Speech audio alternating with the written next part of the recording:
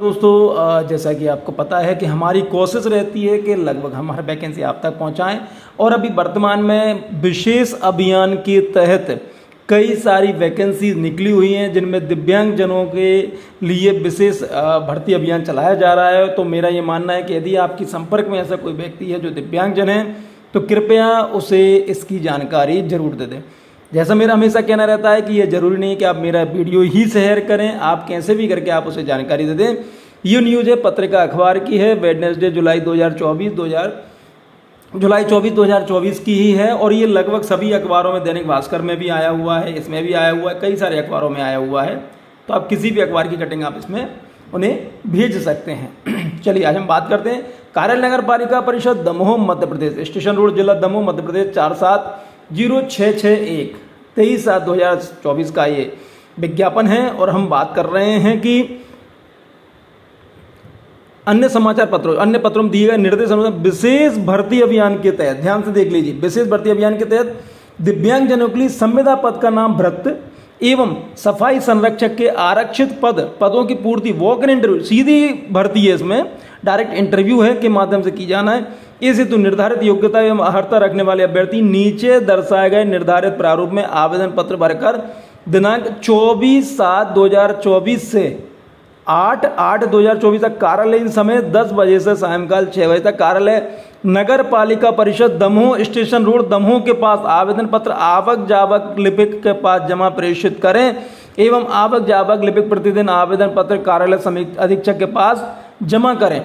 निर्धारित, एक बहुत ही अच्छी चीज़ है, मैं बता देता हूं आपको कि इसमें अच्छा ये कि आप डायरेक्ट जमा कर सकते हैं। कई बार क्या होता है कि कई बार हम वैकेंसी देखते हैं उसमें ये कहा जाता है कि भैया पोस्ट ऑफिस से करिए, तो कई बार लोकल वाला व्यक्ति पोस्ट ऑफिस से करता है तो लेट हो जाता है, तो यहाँ पर डायरेक्ट आप इसमें जमा कर सकते हैं। निर्धारित समय अवधि में आवेदन प्राप्त न होने की स्थिति में उन पर विचार नहीं किया जाएगा। डाक के माध्यम से विलंब प्राप्त आवेदन पत्र के लिए निकाय कार्यालय उत्तरदायी नहीं हो। दिव्यांगजन हेतु आरक्षित रिक्त पदों का विवरण, वेतनमान, निर्धारित योग्यता, वॉक इन इंटरव्यू के लिए निर्धारित तिथि का जानकारी निम्न अनुसार। चलिए हम जानकारी ले लेते हैं।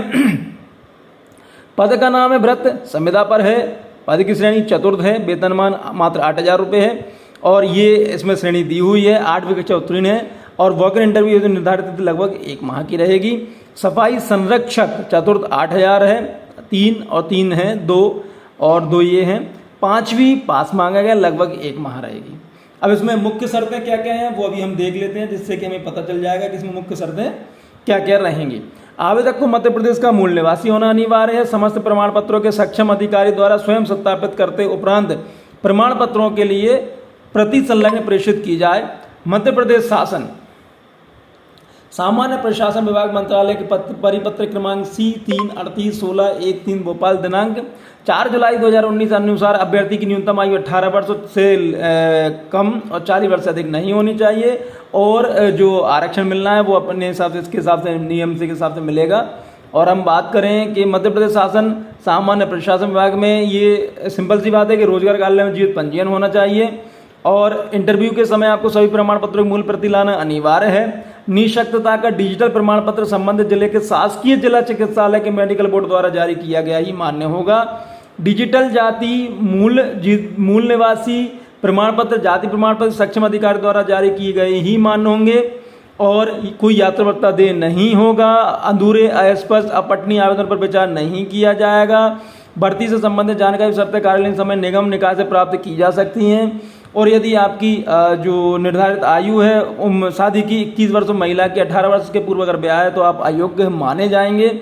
और भी इसमें कई सारी चीज़ें ऐसी लिखी हुई हैं जिनको आप आवश्यक रूप से इन चीज़ों को पढ़ लें। तो अभी हम बात कर रहे हैं आवेदन का प्रारूप। ये आवेदन का प्रारूप है और इस आवेदन का प्रारूप आप चाहें तो किसी भी कंप्यूटर वाले से बनवा सकते हैं, सेम ऐसी की ऐसी चीज़ें बनवा लें, या फिर कई सारी जो दूसरी वैकेंसीज निकली वहाँ से भी आप इसको देख लें कि आप वहाँ से इसको भी देख सकते हैं। बाकी मेरे हिसाब से तो कंप्यूटर ऑपरेटर से आप बनवा लें या फिर इसी का, जैसे इसी आवेदन उसका करके आप इसका एक फोटोकॉपी निकलवा सकते हैं। चलिए, आवेदन का प्रारूप की कार्यालय का नाम, पूरा पता, टेलीफोन नंबर ये आ जाएगा। प्रति 100 प्रमाणित पासपोर्ट साइज का फोटो चस्पा करें। आवेदका का नाम, यहाँ पे आपका नाम आ जाएगा, यहाँ पे पिता है, पति का नाम, माता का नाम आ जाएगा। आवेदक जन्म तिथि आ जाएगी हाई स्कूल अनुसार। और अब हाई स्कूल के अनुसार जन्म तिथि किसकी आएगी? जिसके पास 10th की होगी, ठीक है। जिसके पास 10th की नहीं होगी तो जो मार्कशीट होगी आप उसके आधार पर भी यहाँ पे लिखेंगे, क्योंकि यहाँ पे देखिए यह जन्म प्रमाण पत्र के आधार पर लिख सकते हैं आप। दिनांक आयु वर्ष माह दिनांक, इसको आपकी इतनी आयु होगी, इतने माह के हो गए, इतने दिन के हो गए। आप पुरुष या महिला, निःशक्तता डिजिटल प्रमाण पत्र संबंधित शासकीय बोर्ड द्वारा जारी, हाँ या नहीं।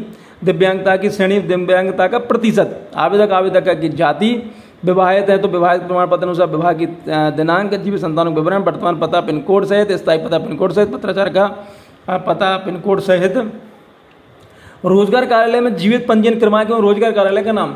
अभी कुछ लोगों ने पूछा था कि सर रोजगार कार्यालय में जीवित पंजीयन किसे कहते हैं, तो देखिए हर जिले में रोजगार कार्यालय होता है, वहाँ पर आप अपनी मार्कशीट को लेकर आपको जाना है, तो वहाँ पर वो रोजगार कार्यालय में आपका पंजीयन करा लेंगे। तो जब जो उसका भी एक डेट होता है कि इस डेट से लेकर इस तारीख तक ये पंजीयन चलेगा, उस तारीख तक अगर आपका पंजीयन चलता है तो जीवित माना जाएगा, और अगर वो डेट निकल जाती है तो उसे मतलब उसे दोबारा से आपको रिपंजीयन कराना रहता है। संविदा पद हेतु अनुभव का विवरण, कोई अनुभव है तो बताइए। शैक्षणिक तकनीकी योग्यता का प्रमाण पत्र को स्व प्रमाण छात्रवृत्ति संलग्न करें। जब आप इसमें लिखेंगे कि भाई 5th मतलब 5वीं 8वीं 10वीं 12वीं ग्रेजुएशन पोस्ट जो भी लिखेंगे आप, तो उसमें आपको मार्कशीट भी लगाने, उसके साइन भी करके देना है। यहाँ परीक्षा का नाम हो जाएगा, संस्था बोर्ड का नाम हो जाएगा, विषय जाएंगे, कुल अंक जाएंगे, प्राप्तांक अंक जाएंगे, प्रतिशत श्रेणी जाएगा। अनुभव यदि हो तो लिख दें, अतिरिक्त विशेष योग्यता कुछ है तो वो लिख दें। ईमेल आईडी लिख दें, ईमेल आईडी वही लिखें जो चालू हो, मोबाइल नंबर वही लिखें जो चालू हो, क्योंकि आपके पास सामने वाला संपर्क कैसे करेगा, ये संस्थान संपर्क कैसे करेगा, तो संपर्क करेंगे आपके मोबाइल नंबर से।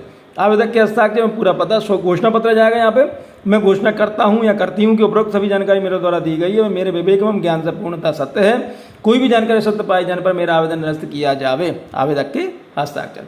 तो इस तरह से भर के आपको फॉर्म भर के जितना जल्दी हो सके उतना जल्दी आपको जमा करा देना है। एड्रेस आपको पता ही है, ये लिखा है एड्रेस, एक बार और, कार्यालय नगर पालिका परिषद दमोह, स्टेशन रोड दमोह के पास, ठीक है। यहाँ पर आपको जमा कराना है। चलिए बहुत बहुत धन्यवाद, थैंक यू।